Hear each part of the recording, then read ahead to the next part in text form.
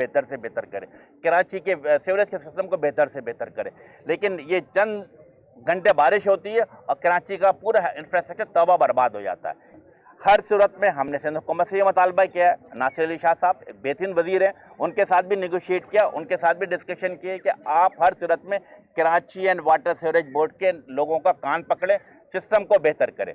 दूसरी बात जो के इलेक्ट्रिक है, के इलेक्ट्रिक आपको पता है कि एक इंडिपेंडेंट इदारा के तौर पे काम करता है, लेकिन एमकेएम का शुरू दिन से मौक़िफ़ रहा है। एमकेएम ये समझती है कि के इलेक्ट्रिक माफिया के तर्ज पे काम कर रही है।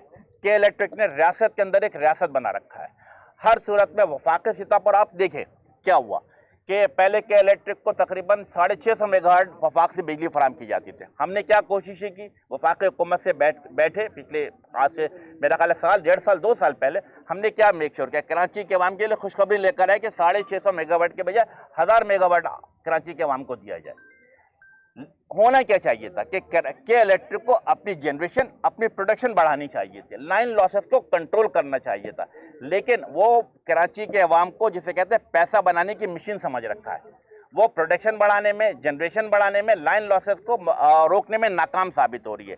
यकीनन वफाकी हुकूमत हमारे पास मौजूद है, हम उनके साथ बैठेंगे, सूबाई हुकूमत के साथ ही बैठेंगे, कोशिश करेंगे कि यस कराची के अवाम को रिलीफ दिया जाए। अच्छा ये बताइएगा, ये बता दीजिएगा कि आप लोग के जो मुआहदे हुए थे मुस्लिम लीग नून और पाकिस्तान पीपल्स पार्टी के साथ, उस पर कितना अमल दरामद हुआ है? अब तक गवर्नर सिंध जो है, जो नाम आपकी जानिब से दिया गया था वो यहाँ पर मौजूद नहीं, उन्हें नहीं मुकर्रर किया गया। उसके साथ साथ जो बल्दियाती कानून भी एमके अमेंडमेंट चाहती थी, उस पर अभी तक काम जो है उसको हतमी नहीं अंजाम दिया गया। अभी बल्दियाती इंतखाबात भी होने वाले हैं, एडमिनिस्ट्रेटर कराची तब्दील नहीं हुए। कहाँ पर एमके स्टैंड करती है और आप लोग कितना इंतजार करेंगे, जो हमेशा वसीम अख्तर कहते हैं कि आइंदा का लायमल तय करें? 3 सवाल आपने एक साथ कर लिया, मैं उनका जब तरतीबवार देता हूँ। यस, नंबर 1 आर्टिकल 148 के हवाले से एमकेएम का वाज़ा दो टोक मौक़िफ़ है कि पावर को डिसेंट्रलाइज किया जाए।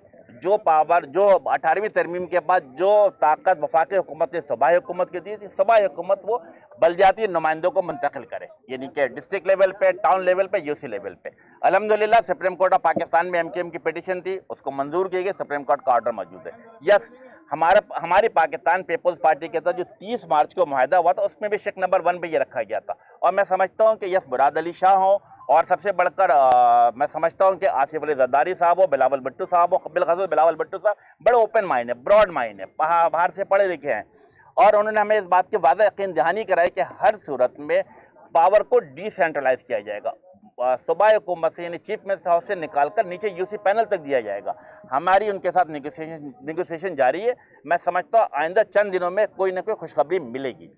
दूसरी बात गवर्नर के हवाले से बात की थी। देखिए, एमकेएम का एक प्रिंसिपल स्टैंड है। एमकेएम ने 3 नाम ऑलरेडी वफाकी हुकूमत को सूबाई हुकूमत के जरिए भिजवा दी थी।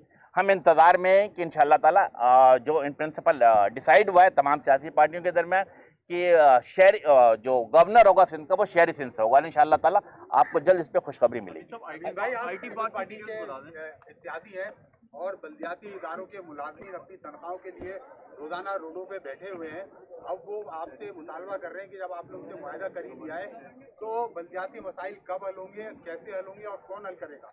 2 सवाल, एक मेरा ख्याल है यासिर आपने सवाल किया था आईटी पार्क कराची के हवाले से, और दूसरा बल्दियात। मेरा ख्याल है कि पहले मैं आईटी पार्क में चला था, फिर आपके बल्दियात। यस, मेरा ख्याल है कि एक बड़ी तब्दीली आपको पूरे पाकिस्तान में नजर आएगी कि एमकेएम पाकिस्तान ने आईटी एंड टेलीकॉम की वजारत तकरीबन 3 साल पहले संभाली थी। पहले खालिद मकबूल सिद्दीकी थे और उसके बाद मैं हूँ। आप ये देखें कि पिछले 3 सालों के अंदर 3G 4G कनेक्टिविटी के ऊपर लगभग 62 अरब रुपए खर्च किए गए। और सबसे अच्छी बात कि हमने टारगेट किया, हमने शहर को टारगेट नहीं किया, बल्कि एमकेएम पाकिस्तान ने एक ब्रॉड माइंड तरीके से काम किया और अनसर्व अंडर सर्व एरिया यानी कि 2nd tier of the city और the 3rd tier of the city को टारगेट किया। क्योंकि जब हम देखते हैं कराची देखते हैं, हैदराबाद देखते हैं, लाहौर देखते हैं, पेशावर देखते हैं, कोटा देखते हैं, वहाँ पे कनेक्टिविटी मौजूद है। लेकिन जब मैं दादू जाता हूँ, बदीन जाता हूँ, जब मैं राजनपुर जाता हूँ, जब मैं जिसे कहते हैं आवरान जाता हूँ, जलमक्सी जाता हूँ, डेरा बुकटी जाता हूँ या फाटक एरिया में जाता हूँ, तो हम मसाइल जन्म लेते हैं। यस, हमने सबसे ज़्यादा लगभग 13 अरब रुपए हमने अंदरूनी सिंध यानी कि दादू, सेवन, गुटकी इन इलाकों में 3G 4G कनेक्टिविटी के लिए कर रहे हैं, साथ साथ फाइबर ऑप्टिक भी बिछा रहे हैं, ताकि मेरे वो लोग जो जिसे कहते हैं अनसर्व अंडर सर्व एरिया में रहते वो भी डिजिटल दुनिया के साथ मंसलक हो सके, वो भी अपने घर बैठ करके डिजिटल दुनिया के साथ अपना ई स्कूलिंग कर सके, ई गवर्नेंस कर सके और वो अपने कारोबार को बढ़ा सके। इसके ऊपर काम हो रहा। साथ साथ IT पार्क कराची के लिए 31 अरब रुपए की लागत से ऑलरेडी BSDP में बजट रखा गया है। आप देखेंगे कि इंशाअल्लाह ताला तमाम साफी दोस्तों को इस महीने या अगले महीने के पहले वीक या सेकंड वीक में IT पार्क जो कि 31 अरब रुपए की लागत से कराची में बनाया जा रहा है, कराची एयरपोर्ट के पास, उसके संग बुनियाद के लिए आपको हम दावत भी देंगे।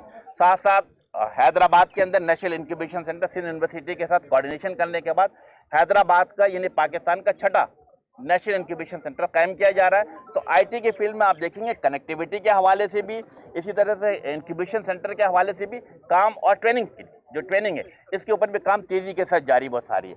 Coming back to your question Farid कि यस बलदियाती मसाइल मौजूद है और मैं समझता हूँ कि अब नई क़यादत आने वाली है और नई क़यादत ज़्यादा बेहतर तरीके से जब पावर डिसेंट्रलाइज होगा यानी एडमिनिस्ट्रेटिव पॉलिटिकल और फाइनेंशियल कंट्रोल मेयर के पास होगा, डिस्ट्रिक्ट चेयरमैन के पास होगा, UC चेयरमैन को, चाहे वो लड़काना का मेयर हो, दादू का मेयर हो, मीरपुर खास के मेयर हो, कराची के मेयर हो, यकीनन वो अपने अवाम की बेहतर तरीके से खिदमत कर सकेगा।